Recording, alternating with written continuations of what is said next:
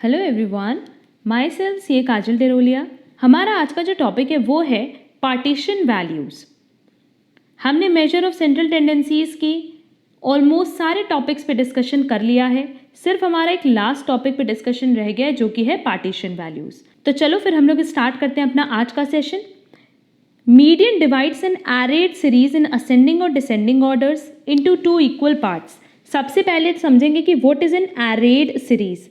एरेड series का मतलब होता है जब आप किसी सीरीज को असेंडिंग या डिसेंडिंग ऑर्डर में अरेंज करते हो तो उस सीरीज का नाम होता है एरेड सीरीज। मीडियन का मतलब क्या होता है कि एक ऐसी सीरीज जिसको अगर हम असेंडिंग या डिसेंडिंग ऑर्डर में अरेंज किए हो तो वो उसको दो इक्वल पार्ट्स में डिवाइड कर दे।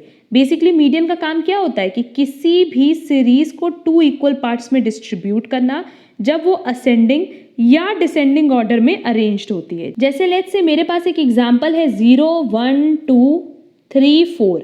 तो ये असेंडिंग ऑर्डर में अरेंज है। असेंडिंग ऑर्डर मतलब क्या, छोटे से बड़ा। तो इस केस में मीडियन क्या होगा 2। अब देखो 2 क्या कर रहा है, इस पूरी सीरीज को टू इक्वल पार्ट में डिस्ट्रीब्यूट कर रहा है। क्लियर। वैसे अगर मान लो डिसेंडिंग ऑर्डर की अगर हम बात करते या डिसेंडिंग सीरीज की बात करते तो 4 3 2 1 0। डिसेंडिंग मतलब बड़े से छोटा।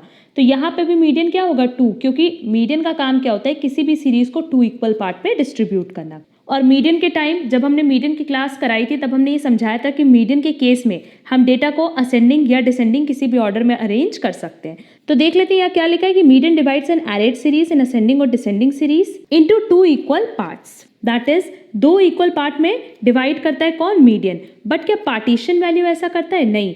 पार्टीशन वैल्यू बेसिकली क्या करता है कि मान लो ये एक सीरीज है, जैसे सीरीज अभी हमने ली थी ना 1 2 3 4 5। अब इस सीरीज को अगर आपको दो पार्ट से ज़्यादा में डिवाइड करना है, that is more than 2 parts, तो उस केस में हम यूज़ करते हैं पार्टीशन वैल्यूज़। अगर आपको इस सीरीज को टू इक्वल पार्ट्स में डिवाइड करना है तो नो डाउट आप मीडियन की हेल्प लोगे।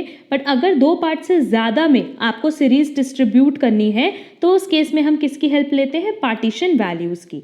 देख लेते हैं, हमने यहाँ पे लिखा हुआ है if we are required to divide an arrayed series into more than 2 equal parts the dividing places are known as partition values. क्या लिखा है, कह रहा है कि अगर एरेड सीरीज को आपको डिवाइड करना है दो पार्ट से ज़्यादा तो उस केस में जो डिवाइडिंग प्लेसेस हैं, लेट्स से ये एक सीरीज़ है, अब इसको हमें दो पार्ट से ज़्यादा में डिवाइड करना है तो ये फर्स्ट पार्ट हो गया, ये सेकंड पार्ट हो गया, ये थर्ड पार्ट हो गया और ये फोर्थ पार्ट हो गया। तो ये जो डिवाइडिंग प्लेसेस हैं इसको हमने नाम दिया है पार्टीशन वैल्यूज़। और पार्टीशन वैल्यूज सिंपली आपको याद रखना है कि जब आपको सीरीज मोर देन 2 इक्वल पार्ट्स में बांटना हो, मतलब दो पार्ट से ज़्यादा में अगर डिस्ट्रीब्यूशन करना हो, जैसे 4, जैसे 4, 10, 100, तो उस केस में हम उस डिवाइडिंग प्लेस को क्या कहते हैं, पार्टीशन वैल्यूज़। यहाँ देखो अगर हम लोग बात करें पार्टीशन वैल्यूज़ की तो उसमें हम 3 चीज़ देखेंगे। पहला क्वार्टाइल्स जो कि बेसिकली सीरीज को 4 पार्ट्स में डिस्ट्रीब्यूट करता है। नेक्स्ट डिसाइल्स जो कि 10 पार्ट्स में डिस्ट्रीब्यूट करता है। And last one is percentiles जो कि सीरीज को 100 पार्ट्स में डिवाइड करता है। For getting partition values, the most important rule is that the values must be arranged in ascending order only. अब देखो हमने मीडियन के टाइम ये बताया था कि आप सीरीज को असेंडिंग ऑर्डर में भी अरेंज कर सकते हो, डिसेंडिंग ऑर्डर में भी अरेंज कर सकते हो।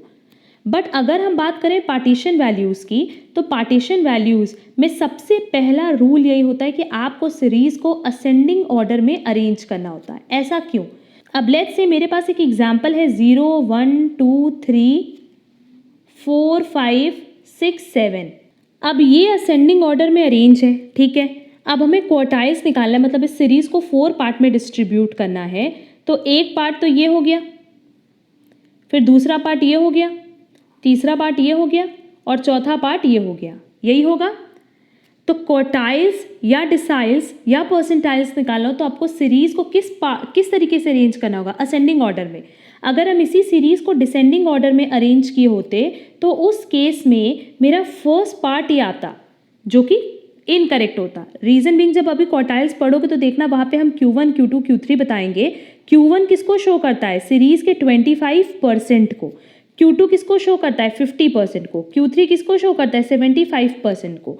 तो यहाँ देखो 0 और 1 किसको शो करा है, 25% को। पर क्या 7 और 6 25% को शो कर रहा है? नहीं, ये रिवर्स है। ये पीछे से अगर हमने कैलकुलेशन किया है तो उस केस में ये 75% का पार्ट है, ना कि 25% का। एक चीज़ देखो, जैसे क्वार्टाइल है तो अगर मान लो क्वार्टाइल में ये Q1 है, ये Q2 है, ये Q3 है, ये पूरी की पूरी जो सीरीज़ है ये कितना परसेंट होगी? 100%। फर्स्ट पार्ट किसको शो करा है? 25% को, सेकेंड पार्ट 50% को, थर्ड पार्ट 75% को, एंड लास्ट पार्ट इज 100%। तो अगर आप असेंडिंग ऑर्डर में अरेंज करोगे, मतलब छोटे से बड़ा, तब तो 25% जो शो करेगा वो करेक्ट करेगा। अगर आप इसको डिसेंडिंग ऑर्डर में अरेंज कर दो तो जो लास्ट का 100% होगा वो इनकरेक्ट शो होगा 25% की जगह। इसीलिए ये रूल है कि अगर हम बात करें पार्टीशन वैल्यूज़ की तो आपको सीरीज़ को हमेशा अरेंज करना होगा इन असेंडिंग ऑर्डर। तो सबसे पहला रूल होगा क्वार्टाइल, डिसाइल, परसेंटाइल कैलकुलेट करने का कि आपको सीरीज़ को अरेंज करना है इन असेंडिंग ऑर्डर। अब हम लोग क्वार्टाइल, डिसाइल, परसेंटाइल की मीनिंग देख लेते हैं। सबसे पहले हमारे पास दिया है क्वार्टाइल्स। अब क्वार्टाइल्स मतलब क्या होता है? जब आपको सीरीज़ को 4 पार्ट्स में डिस्ट्रीब्यूट करना होता है तो हम हेल्प लेते हैं क्वार्टाइल्स की। Quartiles are those values of variate which divide the series when arranged in ascending order into 4 equal parts. कह रहा है क्वार्टाइल वेरिएट की उस वैल्यू को शो करता है जो कि अगर अरेंज्ड है असेंडिंग ऑर्डर में तो सीरीज को 4 इक्वल पार्ट में डिस्ट्रीब्यूट करती है। क्लियर? वैल्यूज ऑफ वेरिएट मतलब क्या? अगेन यहाँ पे जब हम क्वार्टाइल, डिसाइल, परसेंटाइल निकालेंगे तो एक्स का निकालेंगे। फ्रीक्वेंसी यूज करते हैं बट फ्रीक्वेंसी में से क्वार्टाइल, डिसाइल, परसेंटाइल नहीं निकालते बल्कि एक्स में से निकालते हैं। जैसे अभी हमने बताया 1, 0, 1, 2, 3, तो इसमें से हम क्या निकालेंगे? क्वार्टाइल्स। तो वही चीज़ लिखा है कि quartiles are those values of variate, इनकी वो वैल्यूज होती है जो कि सीरीज को डिवाइड करती है अगर अरेंज्ड है असेंडिंग ऑर्डर में इन 4 इक्वल पार्ट्स। ये सीरीज को कितने पार्ट में डिवाइड करेगी? 4 इक्वल पार्ट्स में। The first, second and third points are termed as first quartile, second quartile and third quartile. अब देखो, एक सबसे बड़ा जो मिसकंसेप्शन आपका होता है कि अगर ये सीरीज है इसको 4 इक्वल पार्ट्स में डिवाइड करेंगे तो उस केस में 4 पॉइंट लगेगा। नहीं, अगर आप सीरीज को 4 पार्ट्स में, 4 इक्वल पार्ट्स में डिस्ट्रीब्यूट कर रहे हो तो उस केस में आप कितने डिस्ट्रीब्यूशन करोगे या कितने पॉइंट्स यूज करोगे? सिर्फ 3। अदरवाइज देखो, ये फर्स्ट पार्ट हो गया, ये सेकंड पार्ट, ये थर्ड पार्ट, ये फोर्थ पार्ट एंड ये फिफ्थ पार्ट। तो यहाँ आपने सीरीज को कितने पार्ट में डिस्ट्रीब्यूट कर दिया? 5 पार्ट में। और हमने कहा कि क्वार्टाइल में हम कितने पार्ट में डिस्ट्रीब्यूट करते हैं? 4 पार्ट में। इसका मतलब हम कितनी बार पार्टीशन करेंगे? सिर्फ 3 बार। फर्स्ट पार्ट को हम Q1 बोलेंगे, सेकंड पार्ट को Q2 बोलेंगे, थर्ड पार्ट को Q3 बोलेंगे। वही चीज़ हमने यहाँ लिखा है कि Q1 को हम फर्स्ट क्वार्टाइल कहते हैं, Q2 को सेकंड क्वार्टाइल या हम मीडियन भी कह सकते हैं क्योंकि ये किसको शो कर रहा है? 50% को। और Q3 क्या है? Third quartile. अब ये सबसे इंपॉर्टेंट पॉइंट है एग्जाम पॉइंट ऑफ व्यू से। कह रहा है कि Q1 हमेशा कम होगा Q2 से और Q2 हमेशा कम होगा Q3 से। क्यों? क्योंकि लेट्स से अगर ये हमारी सीरीज है तो Q1 किसको शो कर रहा है? फर्स्ट 25% को। Q2 किसको शो कर रहा है? 50% को। एंड Q3 किसको शो कर रहा है? 75% को। ये पूरा का पूरा ये वाला पार्ट इंक्लूड हो रहा है ना। तो इसका मतलब Q1 हमेशा कम होगा Q2 से और Q2 हमेशा कम होगा Q3 से। क्यों? क्योंकि Q1 हमेशा सीरीज का 25% शो करेगा, Q2 हमेशा 50% शो करेगा और Q3 हमेशा 75% शो करेगा। तो इसको हम ऐसे भी लिख सकते हैं कि Q3 is greater than Q2 is greater than Q1।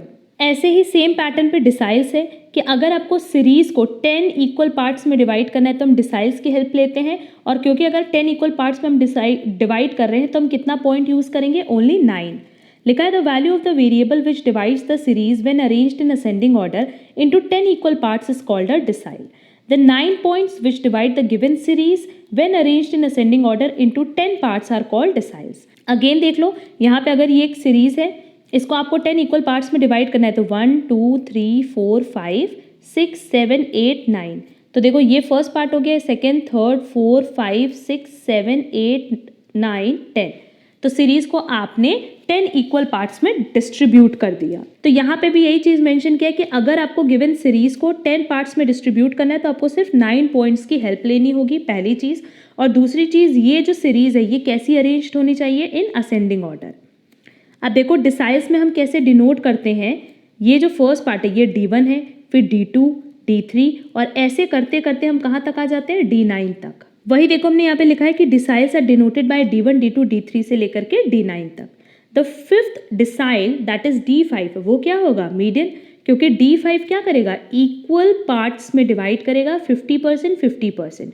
तो जब बात आती है 50-50% की तो वो क्या होता है, मीडियन। अब अगर ये वाला क्वेश्चन देखोगे ना, जहाँ पे ये पूछता है कि डिसाइल में कब मीडियन आता है, परसेंटाइल में कब मीडियन आता है, क्वार्टाइल में कब मीडियन आता है, ये एग्जामिनर के फेवरेट क्वेश्चंस में से है जो कि आपको ऑलमोस्ट हर एक एग्जाम में मिल जाएगा।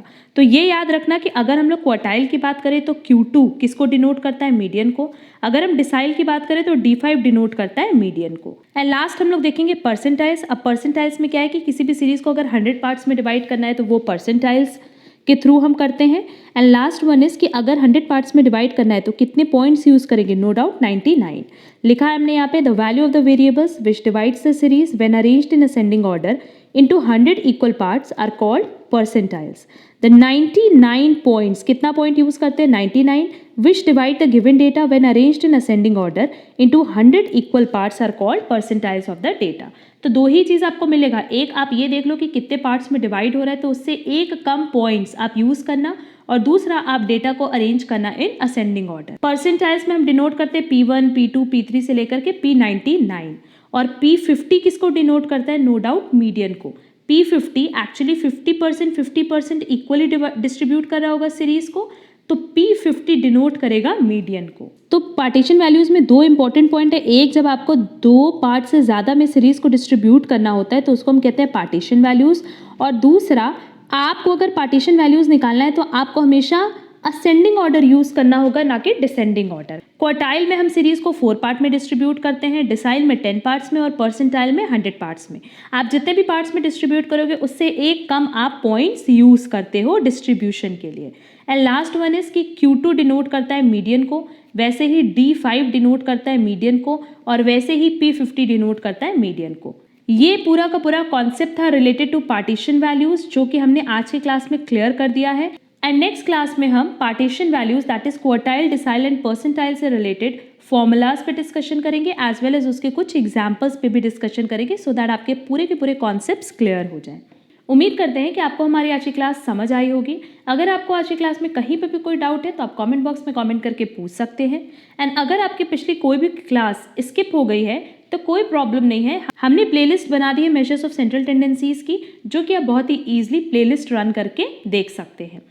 इस प्लेलिस्ट में हमने मेजर्स ऑफ सेंट्रल टेंडेंसी के नाम से जितनी भी रिलेटेड क्लासेस हमारे चैनल पे वो हमने डाल दी है, सो दैट आपको एक ही जगह पे पूरी की पूरी क्लासेस मिल जाए related to measures of central tendencies.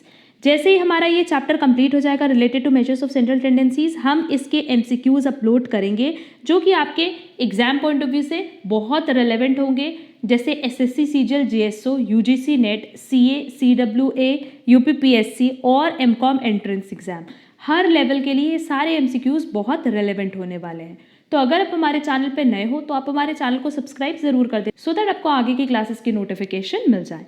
और अगर आपको हमारा आज का क्लास पसंद आया है तो आप हमारे वीडियो पर लाइक और कमेंट जरूर करिए। हम लोग मिलते हैं अपनी नेक्स्ट क्लास में। आज के लिए बस इतना। Thank you so much.